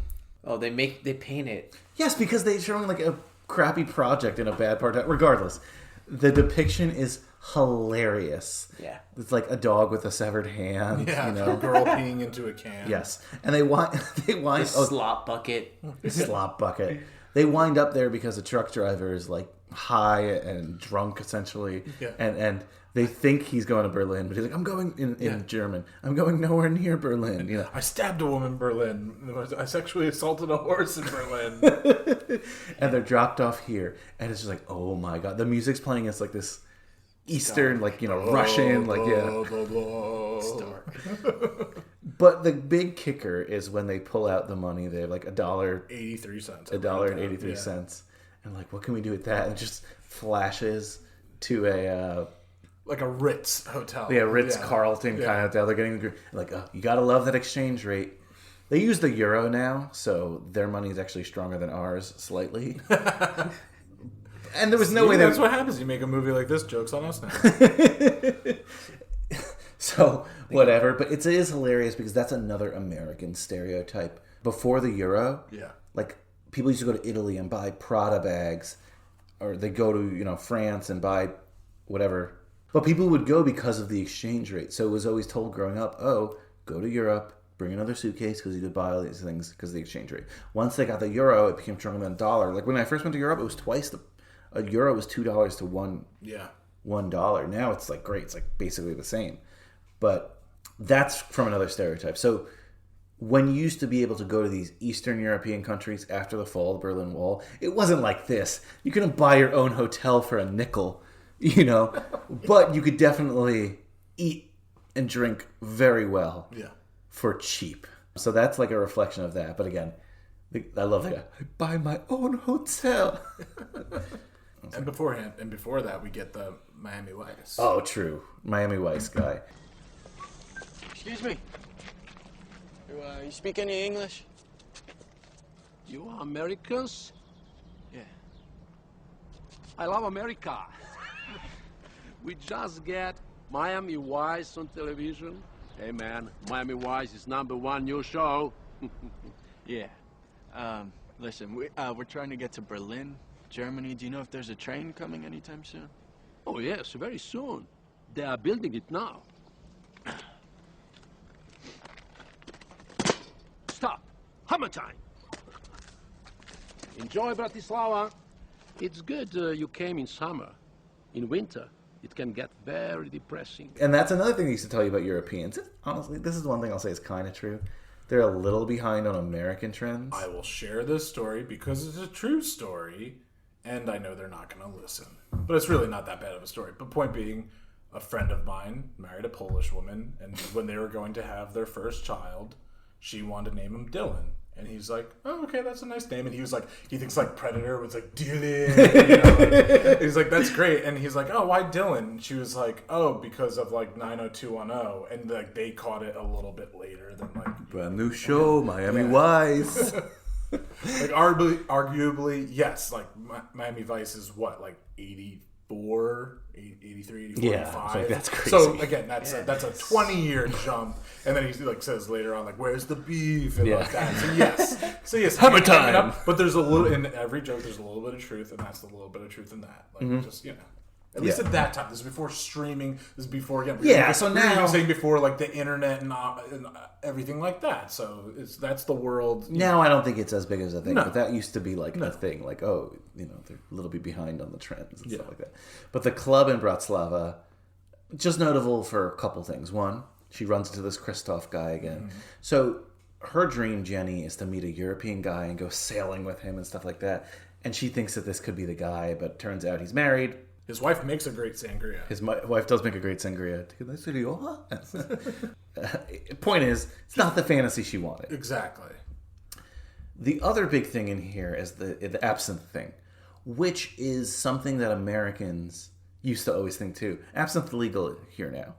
And was always part of New Orleans culture anyway. So it was state by state though illegal when we were growing up.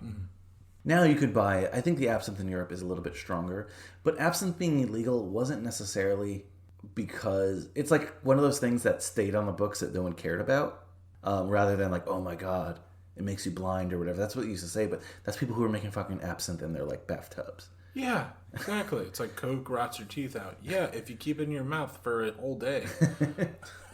I remember when we went to Germany, Mike. I was like, oh my god, I gotta have absinthe here. Yeah, I remember that. And I had absinthe Did you in see Frankfurt. Ferry? The Green Ferry? I did not see Green Ferry. No Green Ferry. They lit it on fire. And Yeah, they lit it on fire for my American tourist ass. yeah. Oh man, fuck! I wish I went. One of the definitely top 5 regret. But that's what you said earlier before. They have this absinthe ferry that comes out when they drink. And I don't think this caught on as much as they wanted to. No. Even the DVD has like that. That's like the cursor. cursor. Yeah. You move is like the absinthe ferry. No one really talks about the absinthe ferry when they talk And about when the you movie. click on something, he says a little thing as the transition to the special Whatever. features or to the subtitles. And then there's a club version of Scotty Doesn't Know. Yes, so the two other things I was going to mention in this club. The club version of Scotty Doesn't Know cracks me up every time because that was also a European stereotype. They would take our songs and make club versions, you know? I mean, it's just even great how fast it's traveled the world. But it makes no sense, I love that too. joke. Miami even Vice more. is the new #1 show. Yeah. But they already have Scotty Doesn't Know on a club version. True. But it's hilarious. It's still hilarious. I love, by the way, all of their outfits for this club. They're ridiculous. Jamie's wearing a turtleneck with like a suit jacket. He looks like he's going yachting or something. Scotty just has like a kind of boring usual like suit. Coop has a Rick like Cafe America, Casablanca tux on, and Jenny has I think pants, but then this very Like a silver what are those called? dress kind of thing. Halter top? Oh, it's a top. Okay. Right, yeah, like silvery, like fish scaly kind of top. And the whole time Cooper and Jenny are having this little interplay. Yeah, at the train station, she's bent over. He's like, "Oh, hot European ass." That's I her. thought you were a girl. But I guess the big moment coming out of this is the fact that, Mike, you said this was your favorite scene. Oh. No, it was the dicks on the beach. Yeah, thank you. See, this is called a recurring joke that happens a lot in this movie. I'm doing a callback. Yes. But Mike, your favorite scene of the brother and sister making out by accident. So the twins make out. Question. Did it turn you on? That's a statement, not a question. That's a question. Never mind. All right.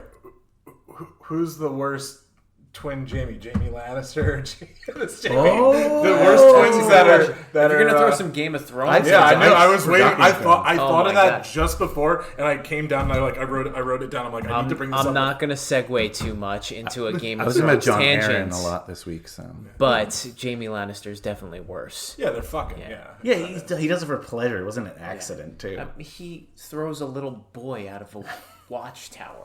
Whoa, spoiler. I'm kidding. If you haven't seen season 1, episode 1 by now, do yourself a favor. Yes, no.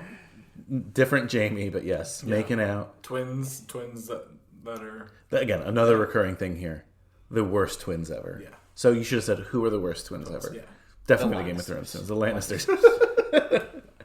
I just found that I was like, awesome. The whole Jamie and the twins click. Yeah. Oh, wow. Again, so Miami Vice guy drives them to Berlin, but not before when they're waiting for him. Or they're waiting at a bus stop. In his Dukes of Hazzard. Yes, it is Dukes of Hazzard, like pickup truck kind of thing.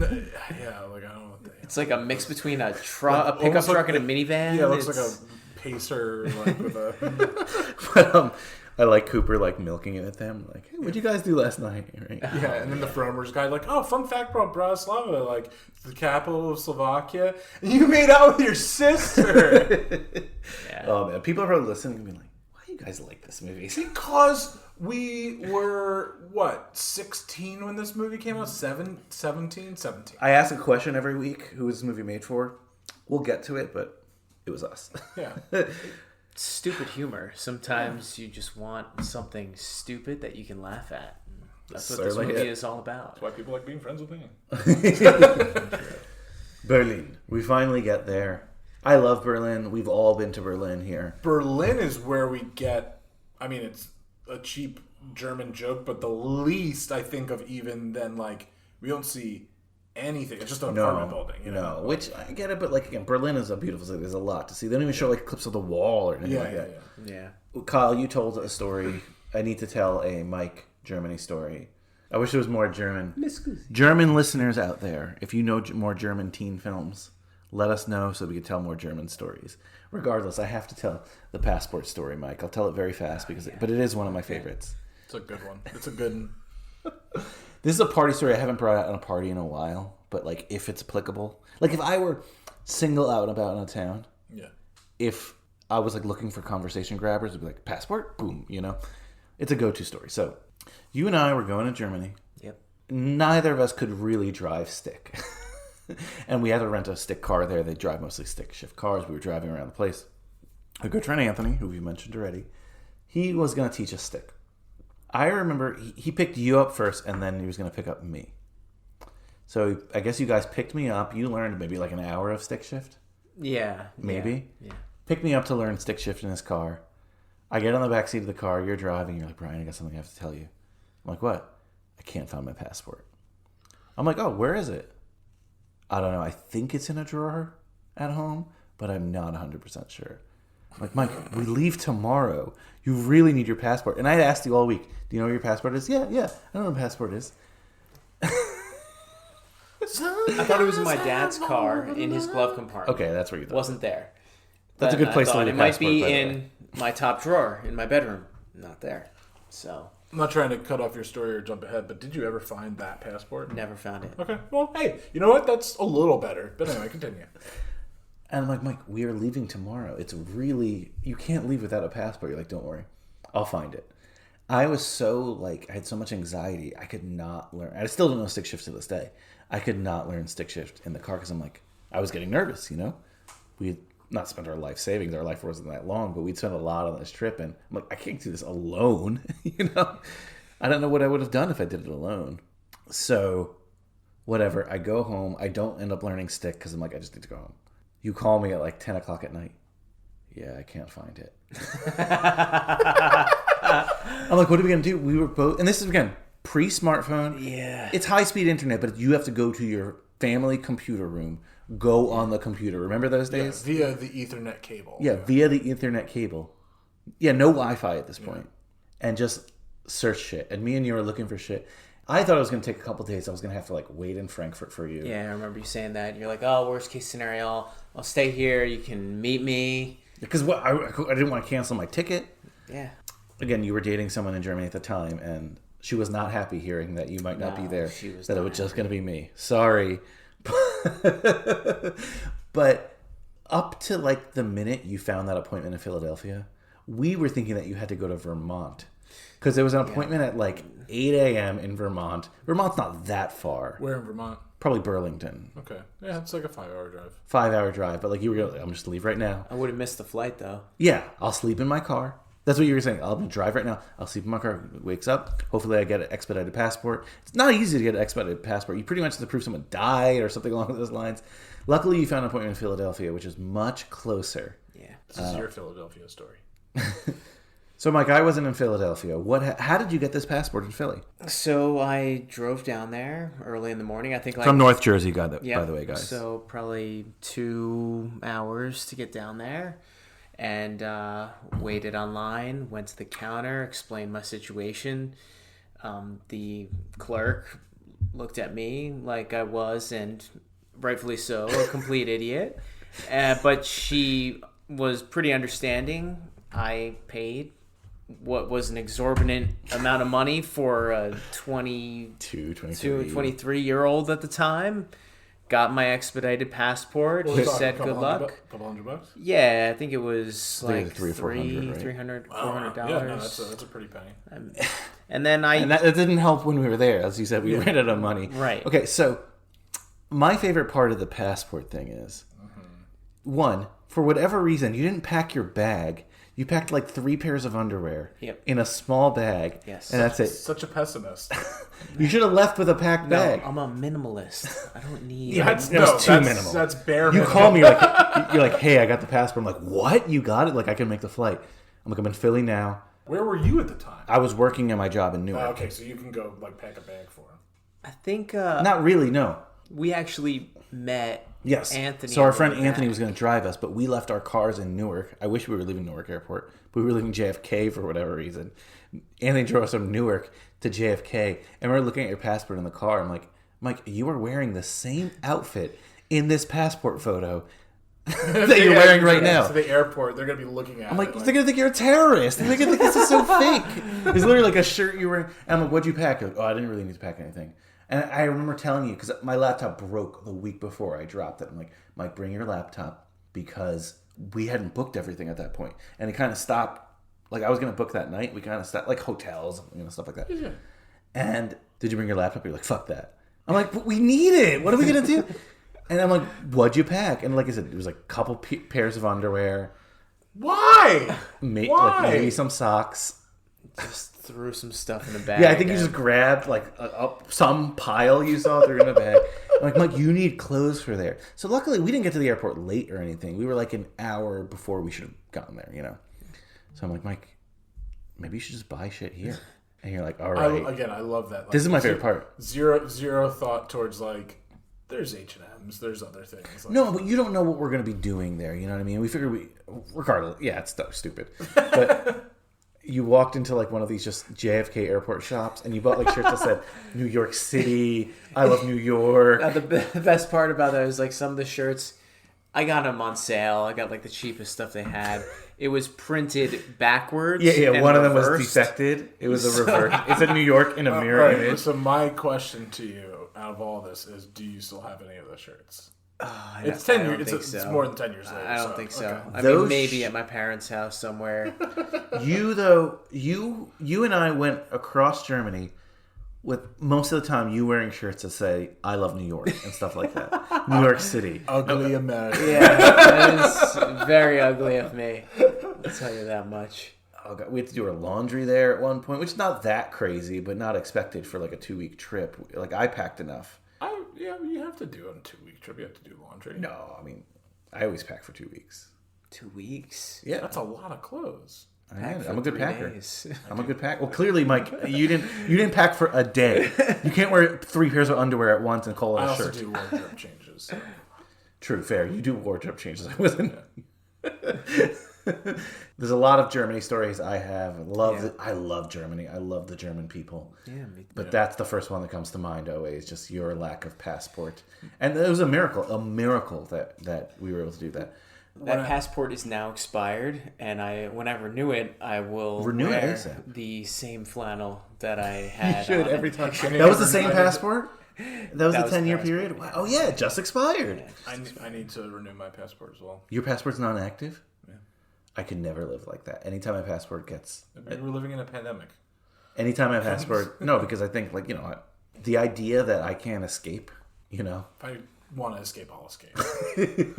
when I think of, we've never been abroad together. But when I think of you and I think of Germany, I think of you offering to raise a potential love child that might exist of mine out there. That's little Gunter Bachmann in Hamburg. Yes, I would raise him right, Kyle. Yes, Kyle's... Brian is the king of scenarios and would ask if I have a illegitimate child out there, and there's a possibility in Germany. We have plenty of German stories, though, we could talk about. And Mike said he would rear my child. We could talk about our fun times in Dresden and the anger you had towards a particular Dresden man. I got slapped in the face. You got slapped in the face Americans in always Dresden. have a great By a time. man. By a man, yes. By a Dresden man, like I said. Oh, man. Good times, good times. Regardless, though. That's why this is so disappointing to me, maybe. Because I love Germany. I've been all around Germany, as we all have, spent significant time in Germany. And like you said, all we see is like a German apartment complex. Yeah. A stereotypical German dad. When Gotti gets to the apartment, Mika's not there. And the dad's like, oh, she went to Rome for the summer. And they have a quick conversation. And the gag is this, which is not in the German version. The gag is this little kid.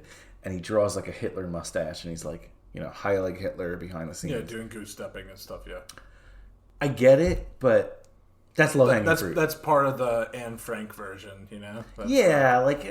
It's like slightly funny, but I think Germany is such an interesting country. But they're such a funny, quirky people. Well, it should be Coop being, since he's like the comedic relief and he's in the scene, making jokes, and the dad just like not getting them because Germans don't have a sense of humor. But that's a stereotype, right? Like, no. Yes, that's a stereotype. That would have played a little bit better than the Hitler kid. Yeah. I don't know. And they just leave Germany right away. Like, there's not enough Germany in this. I also, you want to play out the German stereotypes? Maybe she lives in Munich. Maybe it's Oktoberfest, A lot more of that, but I guess they couldn't have shot that in Prague. Yeah. Or, I don't know. Maybe they could. Whatever. Then we go to Rome, and it's the whole Vatican thing, which is very slapsticky. There's funny moments here. I like the Swiss guard guy. But I'm Swiss. They use a hard R. They get into the Vatican Museum. Wait, why did? Oh, because Mika's tour is in the Vatican. Yeah. You couldn't wait till she left. Regardless, they get in because Michelle Trachtenberg lies that Cooper is a mentally challenged person, and that Jamie is the tour guide. Which is a bigger deal to me. I wish they did play the other thing, but I like Jamie as the tour guide here, like doing the Frommer's tour, and he's like, "Oh, good, you're a tour guide because we need someone to run this tour." The other tour guide, the English language tour, and he does this whole tour in the Vatican, whatever. I mean, he's great, but the whole like Pope chase thing is just, it's not bad, and I do laugh at this, like the really Italian guy, like, "Oh, the Holy Father," that guy's funny, but they white smoke.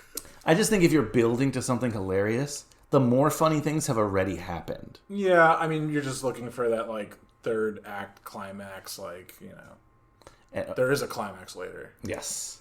So Scotty ends up becoming the new pope because of a series of fires, and he has a whole speech in St. Peter's Square, eventually confronting Mika. I bring it all up like this because was not the original ending. Originally, and you could see this, so Kyle, you alluded to it. He sees Mika, and she's like, "Who are you?" Blah, blah, blah. Yeah. He's like, "Oh," and then we cut to them having sex in like a confessional. Not in the original script. In the original script, she kind of blows him off. And